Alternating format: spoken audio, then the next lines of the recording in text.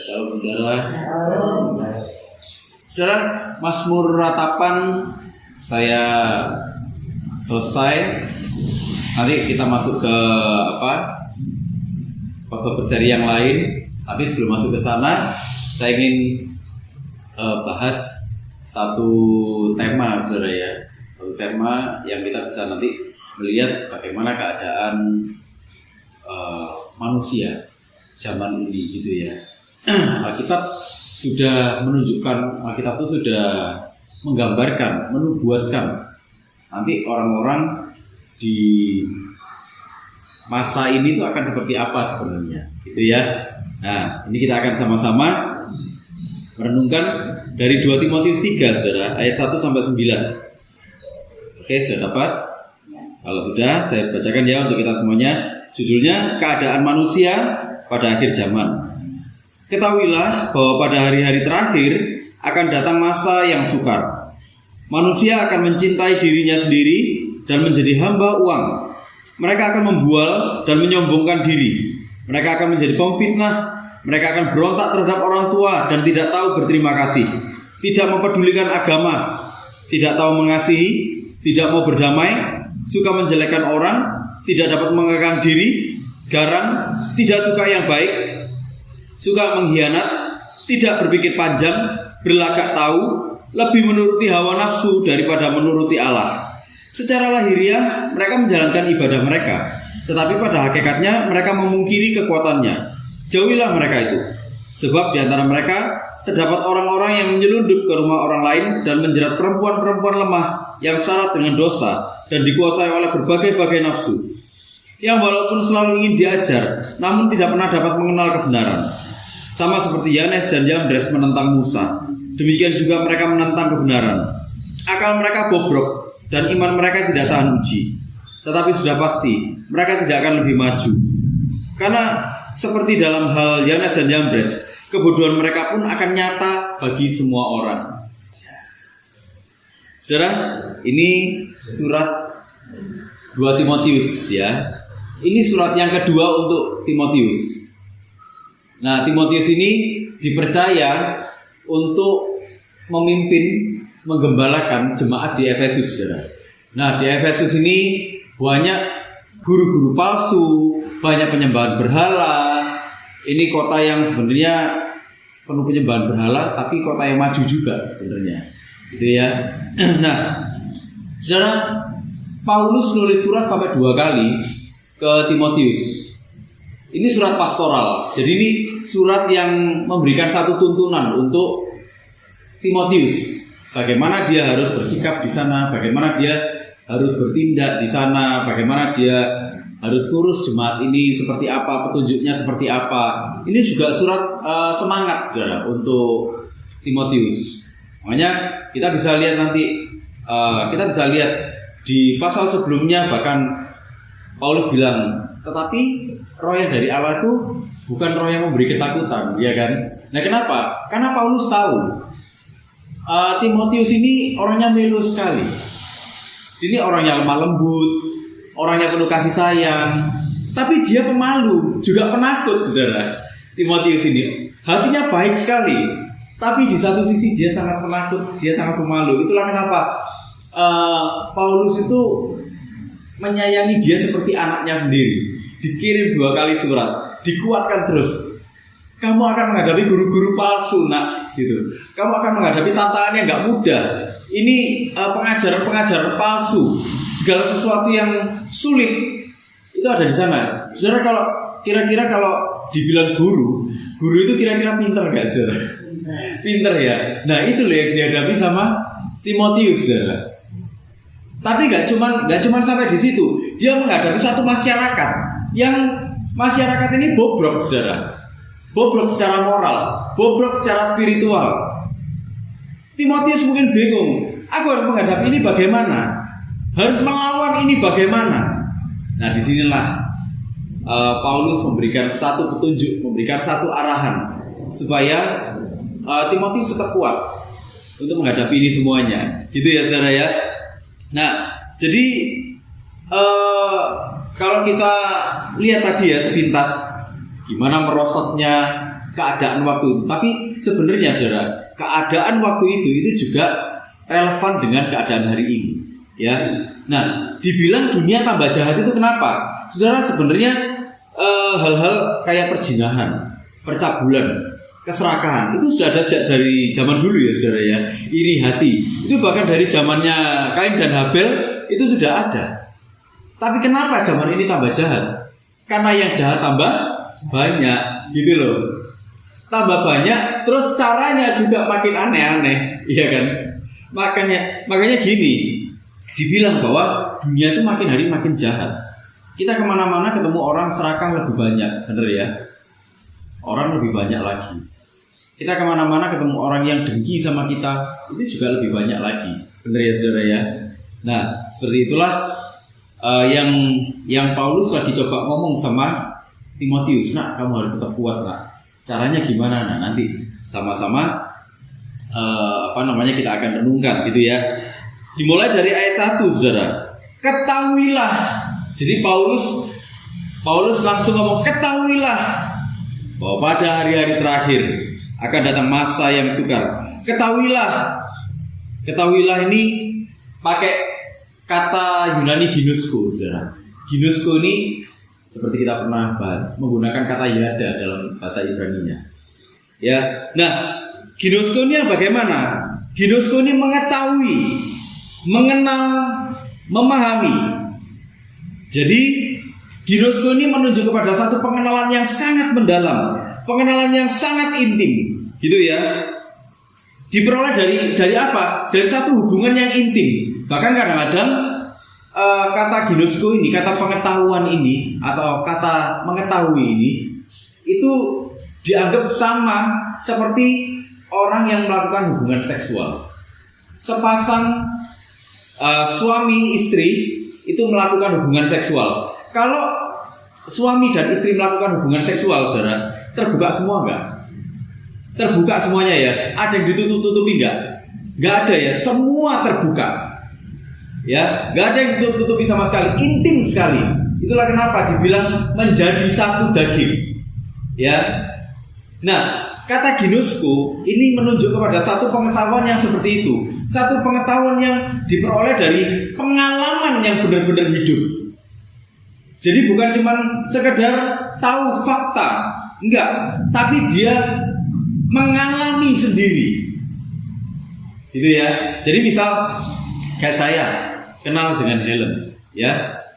Pasti beda dengan misalnya Bubil kenal dengan Helen. Kenapa? Karena saya mengalami kenal dengan Helen setiap hari.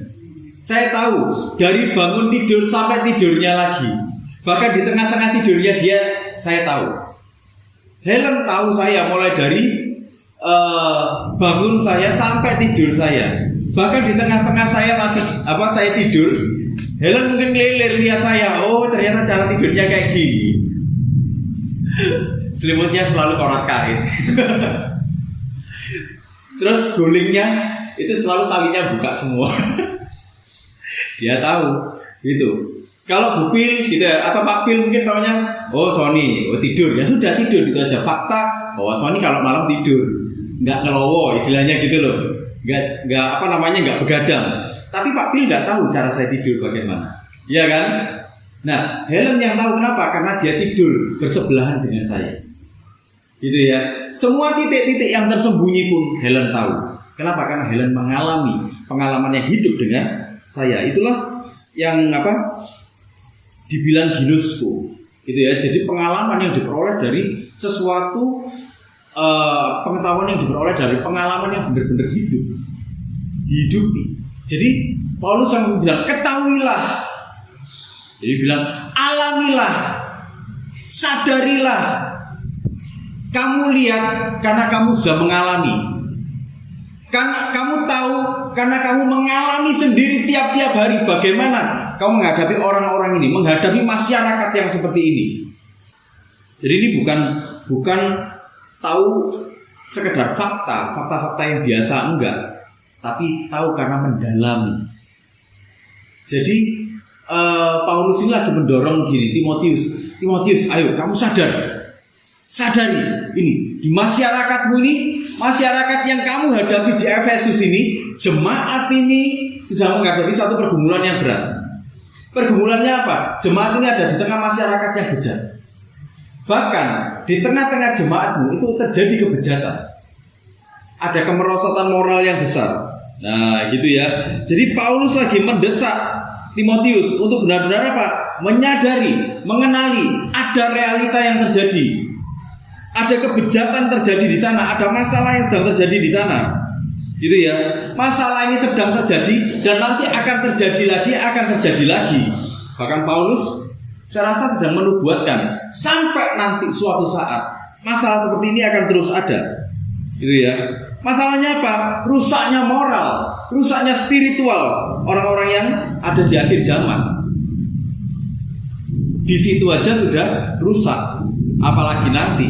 Nah, saudara, akhir zaman ini dimulai kapan sih sebenarnya? Akhir zaman ini dimulai sekarang. Apa batasnya? Oh, sekarang sudah tahun segini, sudah 2000 tahun setelah Yesus lahir, disalibkan, baru sekarang akhir zaman. Saudara, akhir zaman sebenarnya dimulai semenjak Yesus datang ke dunia, saudara. Dan secara khusus setelah karya penyalibannya selesai, Yesus naik.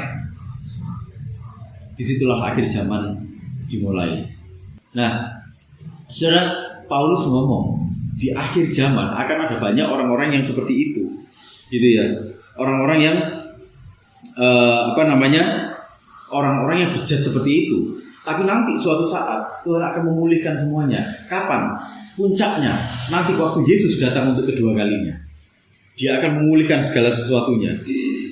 Nah, jadi Paulus lagi mencoba menggugah, menyadarkan, ayo kamu jangan takut-takut, jangan pemalu, jangan terlalu malu-malu. Kamu harus menunjukkan satu ketegasan, kamu harus menunjukkan satu otoritas, satu wibawa. Mulai dari mana? Kamu lihat terjadi sekarang. Masyarakat ini, jemaat ini sedang tidak baik-baik saja. Ya. Nah, dibilang nanti akan datang masa-masa yang sukar. Wah, ini ya. Ketahuilah, ginosko, dari pengalamanmu yang kau alami tiap-tiap hari, dari pengamatanmu yang kau alami tiap hari, sadarilah ada realita. Ini sudah akhir zaman, Paulus bilang. Dan nanti di akhir zamannya akan datang masa sukar. Masa sukar ini apa? Kebanyakan orang berpikir bahwa masa sukar ini ekonomi susah, bener nggak? Terus ada nanti kejahatan yang perampokan mungkin tambah banyak gitu ya.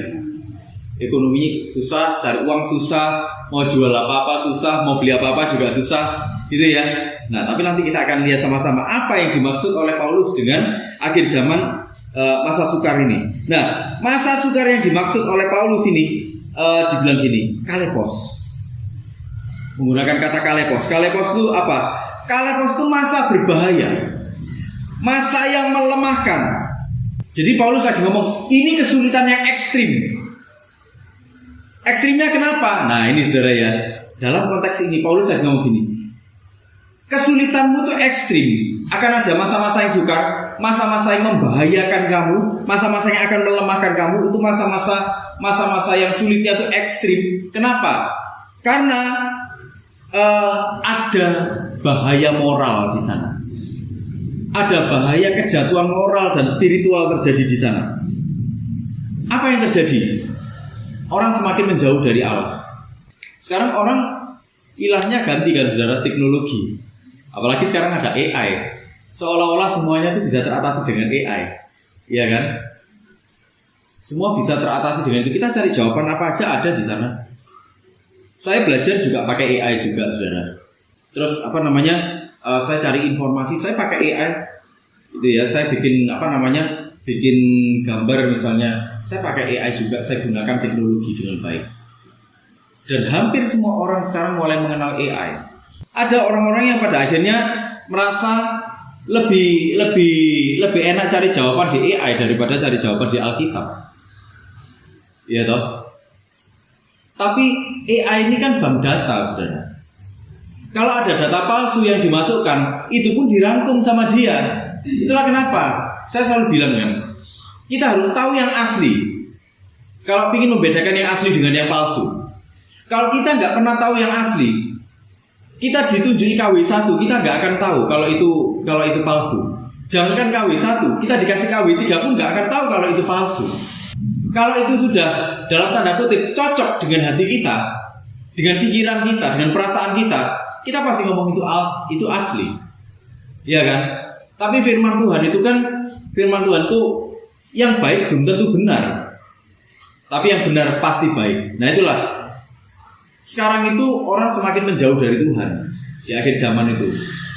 Apalagi yang menjauhkan orang dari Tuhan? Uang, status sosial, ya kan? Orang semakin menjauh dari Tuhan dan kebenarannya. Mereka menganggap kalau semua itu bisa dibeli. Ya, itulah kenapa orang berlomba-lomba cari status. Kalau orang merasa ada di tempat yang statusnya tinggi, orang bisa istilahnya tuh kalau orang Surabaya ngomong tuh menteng kelek. Ya kan, bisa semena-mena sama orang lain. Kamu nggak tahu siapa saya, juga tahu. Nggak kenal, kita nggak pernah kenalan kan gitu. Ya saudara ya. Nah itulah. Terus akhirnya apa? Karena semakin menjauh dari Tuhan, kehidupannya semakin sesat. Kita mungkin sudah tahu ya, ada beberapa ada video yang ada pendeta LGBT, dia lagi ada di mimbar di Amerika. Dia ngakui kalau dia LGBT, dia macak LGBT, saudara, macak. Jadi iya, pakai lipstik. Dia ngomong nama saya ini, tapi nama queer saya atau nama LGBT saya masih belum tahu. Nanti Anda bisa memberikan masukan nama buat saya. Ngomong kayak gitu, saudara dia. Yang kayak gitu tuh gimana, saudara? Dalam perspektif manusiawi misalnya, oke, mungkin itu dianggap manusiawi dalam beberapa norma tertentu gitu ya. Orang mungkin anggap menerima hal-hal seperti itu manusiawi. Tapi Alkitab ngomong apa, saudara? Alkitab ngomong itu salah, ya kan? Pemburit tidak mendapatkan bagian dalam kerajaan Allah. Pemburit itu apa? Pemburit itu homoseksual, saudara. Jadi Alkitab itu sudah jelas ngomong, pemburi tidak mendapat bagian dalam kerajaan Allah. Gitu loh. Ya itu sudah nggak bisa ditawar-tawar. Tapi manusia zaman ini ngomong apa? Mereka cari kompromi, bener nggak?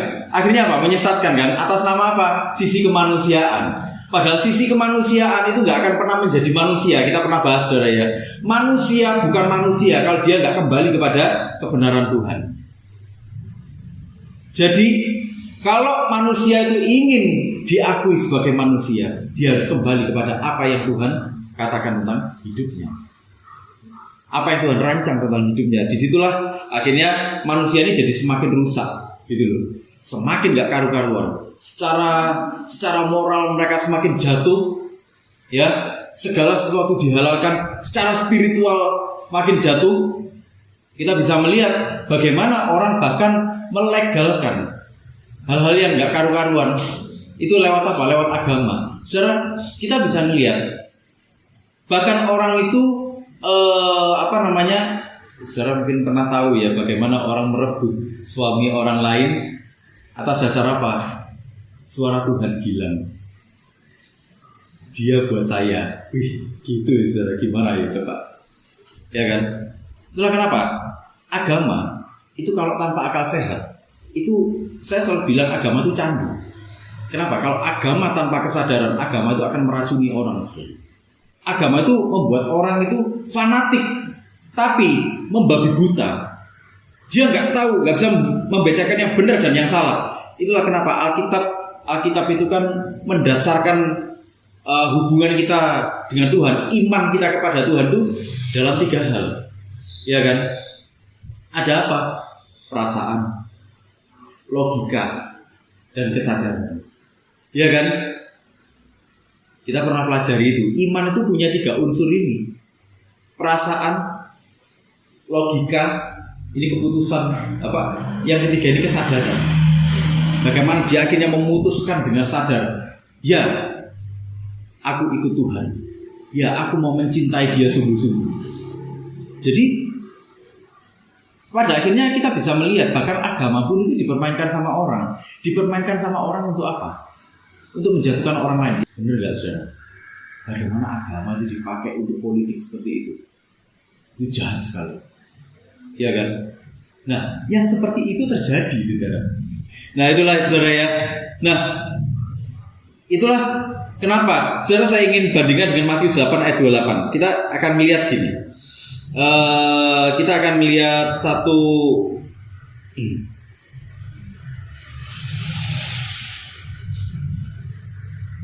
Nah, ini ya. Ini judul perikopnya tentang 2 orang yang kerasukan disembuhkan. Saya bacakan ya untuk kita semuanya. Matius 8 ayat 28. Setibanya di seberang yaitu di daerah orang Gadara, datanglah dari pekuburan 2 orang yang kerasukan setan menemui Yesus. Mereka sangat berbahaya sehingga tidak seorang pun yang berani melalui jalan itu. Saudara, kata berbahaya di sini yang dipakai sama dengan yang dipakai oleh Paulus di dalam 2 Timotius 3 ayat 1. Masa sukar tadi. Masa sukar tadi dengan berbahaya ini menggunakan kata yang sama, kalepos. Artinya apa, saudara? Saya ingin bilang gini, saudara, orang-orang di akhir zaman itu seperti orang-orang yang kerasukan setan sebenarnya. Liar, mereka nggak terkendali. Mereka pakai agama itu untuk membenarkan apa yang mereka lakukan. Saudara, kita bisa melihat ada orang-orang yang bahkan berselingkuh, tapi pakai pembenarannya di Alkitab, pakai ayat-ayat Alkitab untuk membenarkan tindakan perselingkuhannya. Bagaimana orang korupsi, orang melakukan tindakan yang koruptif atas nama, oh tapi kan aku nyumbang, iya toh, tapi aku nyumbang. Apakah itu dibenarkan, saudara? Dan memang itu nggak benar. Korupsi itu kan pencurian, ya kan, mengambil hak orang lain. Itulah kenapa dibilang antara kerasukan setan, orang yang kerasukan setan tadi dibilang dia berbahaya karena dia liar dan mencelakai orang lain. Dengan masa sukar yang dibilang sama Paulus di 2 Timotius 1 itu setara, saudara, sama. Itu artinya, saudara. Jadi masa-masa sukar yang dimaksud oleh Paulus itu sebenarnya bukan berhubungan dengan bencana alam, bukan berhubungan dengan ekonomi yang sulit, bukan, tapi berhubungan dengan moral yang bobrok. Ya, di ayat 2 sampai ayat 5 dibilang gini, saudara. Manusia akan mencintai dirinya sendiri dan menjadi hamba uang. Mereka akan membual dan menyombongkan diri. Mereka akan menjadi pemfitnah. Mereka akan berontak terhadap orang tua dan tidak tahu berterima kasih, tidak mempedulikan agama, tidak tahu mengasihi, tidak mau berdamai, suka menjelekkan orang, tidak dapat mengekang diri, garang, tidak suka yang baik, suka mengkhianat, tidak berpikir panjang, berlagak tahu, lebih menuruti hawa nafsu daripada menuruti Allah. Secara lahiriah mereka menjalankan ibadah mereka, tapi pada hakikatnya mereka memungkiri kekuatannya. Jauhilah mereka itu. Mereka bahkan orang-orang yang beribadah, mereka dibilang orang-orang yang garam, hamba uang. Jadi masyarakat ini jadi satu masyarakat yang bejat gitu, pada akhirnya. Kenapa? Karena ada banyak orang bejat. Nah itu loh, saudara juga bisa lihat. Kalau saudara di jalan, saudara bawa sepeda motor atau saudara bawa mobil, orang-orang tuh ganas-ganas gak sekarang, saudara? Kalau nyetir ganas gak? Udah salah, siapa yang lebih galak, saudara? Yang salah kan? Yang bener malah kayak yang salah gitu loh, ya toh? Dimarah-marahi sama yang salah, ya toh? Sekarang orang kayak gitu kan, lebih ganas, saudara. Banyak orang utang, saudara ya. Kalau ditagih, apa yang terjadi? Lebih ganas yang mana? Yang ditagih. Itu kejadian kayak gitu banyak, saudara. Gitu loh. Kita bisa lihat di YouTube, di IG, ya kan, yang kayak gitu-gitu. Bener kan? Katanya firman Tuhan. Nah, itulah, saudara. Jadi sebenarnya yang lebih mengerikan dari bencana alam, yang lebih mengerikan daripada situasi ekonomi itu sebenarnya situasi moral dan spiritualnya orang, menurut Paulus. Ya, karena egoisme negara dengan negara itu bisa jadi perang. Karena egoisnya orang bisa bunuh-bunuhan satu dengan yang lain. Karena egoisnya orang bisa saling menyerang satu dengan yang lainnya. Bahkan ketika itu saudara, gitu loh saudara. Jadi itulah kenapa Paulus menggunakan kata ini, kalepos, sama dengan yang digunakan dalam Matius tadi. Artinya orang-orang sekarang itu akan semakin liar, seperti orang-orang yang kerasukan setan. Tapi Paulus juga ngasih solusi bagaimana supaya Timotius itu bisa melampaui, bisa melewati semuanya itu. Nah, dibilang gini di ayat 14 sampai 17 saudara. Dibilang gini, tetapi hendaklah engkau tetap berpegang pada kebenaran yang telah engkau terima dan engkau yakini, dengan selalu mengingat orang yang telah mengajarkannya kepadamu. Ingatlah juga bahwa dari kecil engkau sudah mengenal kitab suci yang dapat memberi hikmat kepadamu dan menuntun engkau kepada keselamatan oleh iman kepada Kristus Yesus. Segala tulisan yang diilhamkan Allah memang bermanfaat untuk mengajar, untuk menyatakan kesalahan, untuk memperbaiki kelakuan, dan untuk mendidik orang dalam kebenaran. Dengan demikian, tiap-tiap manusia kepunyaan Allah diperlengkapi untuk setiap perbuatan baik. Sebenarnya gini, dalam pandangannya Paulus gini, adanya kebobrokan seperti itu sudah pasti. Tapi bagi orang beriman, bagi orang-orang percaya itu adalah satu kesempatan untuk semakin memperkuat ketergantungan kita kepada Tuhan. Semakin kita melihat bobroknya dunia, semakin kita akan menyadari bahwa kita butuh Tuhan. Semakin kita menyadari bahwa kita nggak bisa melalui ini semua kalau tanpa Tuhan. Jadi Paulus sedang mengajak Timotius untuk berpikir seperti itu. Lihat, ini semua bobrok, tapi justru karena kebobrokan itu, engkau butuh Tuhan untuk mengatasi semuanya. Engkau butuh Tuhan untuk menyatakan kebenaran. Engkau butuh Tuhan supaya imanmu justru makin bertumbuh. Jadi ini bukan bukan ini tantangan yang berbahaya. Terus nggak ada kesempatan untuk bertumbuh. Justru ini satu kesempatan bagi kita untuk bertumbuh. Nah, bertumbuhnya bagaimana? Paulus menunjukkan lewat apa? Lewat kebenaran firman Tuhan. Sebenarnya kelihatannya sederhana ya saudara ya. Tapi kalau dijalani nggak sederhana ya gitu. Ayo, melakukan firman Tuhan ini susah nggak saudara? Siapa sih yang nggak pernah ngomel saudara? Ayo, coba tolong angkat tangan. Siapa yang nggak pernah ngomel? Ya, saudara tanya hamba Tuhan yang paling dalam tanda kutip, ya yang paling katanya diurapi sekalipun, pasti pernah ngomel kok. Saya juga pernah ngomel kok saudara. Gitu ya. Kadang kalau ngomel ya sepanjang pendek sama aja. Gitu. Saya pernah ngomel, itu manusiawi kok. Siapa di sini yang nggak pernah marah saudara? Ada yang nggak pernah marah di sini? Sesabar-sabarnya orang. Tolong angkat tangan saudara. Gak ada ya? Gak ada. Semua pernah marah. Iya toh? Semua pernah marah. Ada saudara yang nggak pernah merasa iri gitu? Gak ada ya. Semua pasti pernah merasa iri. Jadi sebenarnya hidup kita ini kan nggak steril dari hal-hal seperti itu, gitu loh saudara. Tapi itulah Paulus bilang untuk melewati semua itu. Kamu sudah lihat kan masyarakat ini bobrok. Kamu sudah lihat kan bahkan di dalam jemaat. Nanti suatu saat ya saudara ya kita akan coba bahas ini detail satu persatu. Bobroknya manusia, semua yang disebutkan Paulus tadi bobroknya bagaimana? Itu kalau ditelusuri satu persatu itu menarik sekali saudara. Bobroknya bagaimana itu? Tapi kita nggak akan bahas satu-satu malam ini, nggak cukup waktunya. Gitu ya, mungkin nanti suatu saat kita bisa ambil waktu untuk membahas ini. Nah, saudara, Paulus bilang, bagaimana caranya dengan firman Tuhan? Engkau akan mampu menghadapi itu. Engkau akan mampu melewati. Di ayat 17 dibilang gini. Dengan demikian, tiap-tiap manusia kepunyaan Allah diperlengkapi untuk setiap perbuatan baik lewat firman Allah. Tiap-tiap manusia itu sudah diperlengkapi.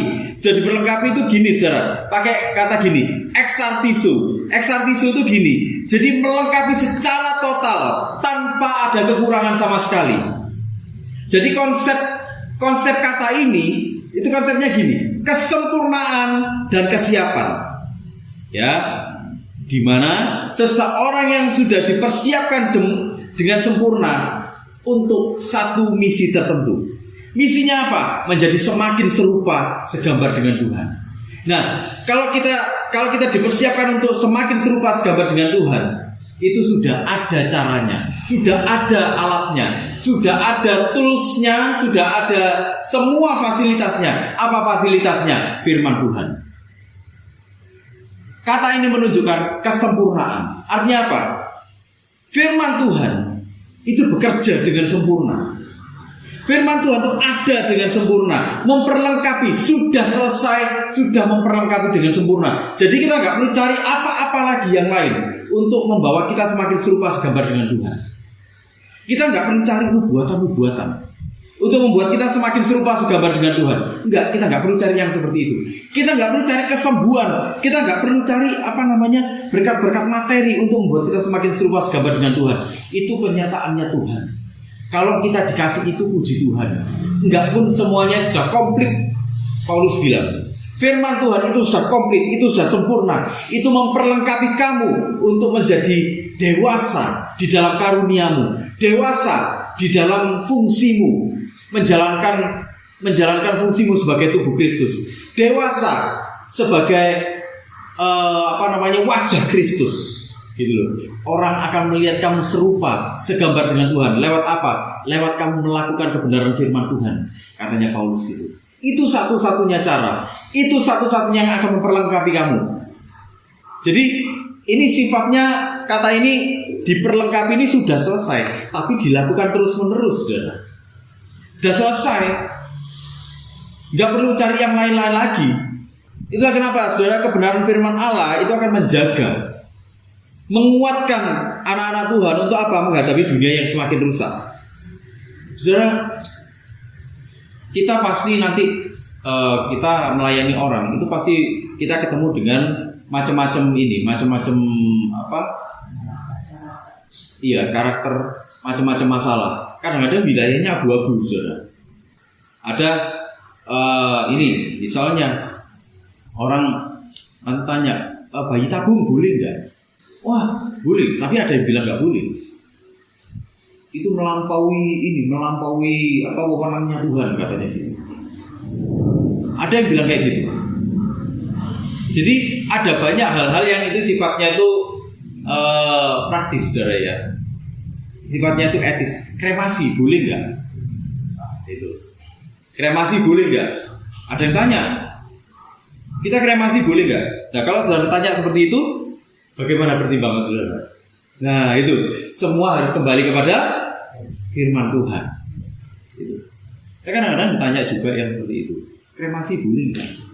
Terus ada beberapa pertanyaan-pertanyaan lagi yang berhubungan dengan yang hal-hal yang seperti itu.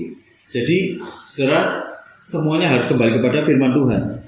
Saudara, kita menghadapi masyarakat yang rusak itu bukan malah kita jadi ikut rusak, tapi firman Tuhan ini lagi ngajak gini. Paulus lagi ngomong, kamu justru harus jadi orang yang berbeda. Jangan jadi orang yang sama. Kamu harus menunjukkan wajah Kristus itu lewat hidupmu. Ini dia, saudara. Itulah kenapa Paulus bilang, dengan demikian tiap-tiap manusia kepunyaan Allah. Kalau kita ini kepunyaan Allah, sudah mengalami kasih karunia Allah, diperlengkapi, sudah selesai, ada bahannya, ada alatnya. Untuk apa? Untuk setiap perbuatan baik. Perbuatan baik ini apa? Perbuatan yang bermoral. Sumber moralnya siapa? Kebenaran firman Tuhan. Sudah selesai. Jadi Paulus lagi ngomong gini, ayo Timotius, kamu harus berani. Sama, Paulus lagi ngomong sama kita hari ini. Ayo, kamu harus berani menjalani kehidupan ini. Kamu jangan malu-malu menghadapi kehidupan ini. Jangan takut-takut menghadapi kehidupan ini. sekalipun kehidupan nggak ideal, sekalipun kehidupan ini berbahaya, lingkunganmu, masyarakatmu itu menjadi liar, tapi masih ada kebenaran firman Tuhan yang akan menjagamu tetap on the track dengan jalannya Tuhan. Nah, gitu ya saudara ya. Jadi saudara, saya ingin ajak kita untuk semakin kita sungguh-sungguh dengan Tuhan. Kita memang tiap hari akan makin melihat di TV, di IG, di Facebook mungkin. Kita akan makin melihat betapa bejatnya orang, betapa bejatnya hati manusia. Tapi justru disitulah hati kita tuh melihat Tuhan. Kalau masyarakat ini bejat, aku dan juga masyarakat ini membutuhkanmu Tuhan. Jadi ya saudara ya. Dan Tuhan gak pernah membiarkan kita sendiri. Amin saudara. Sekali Yesus, tetap Yesus. Yuk sama-sama kita berdoa saudara.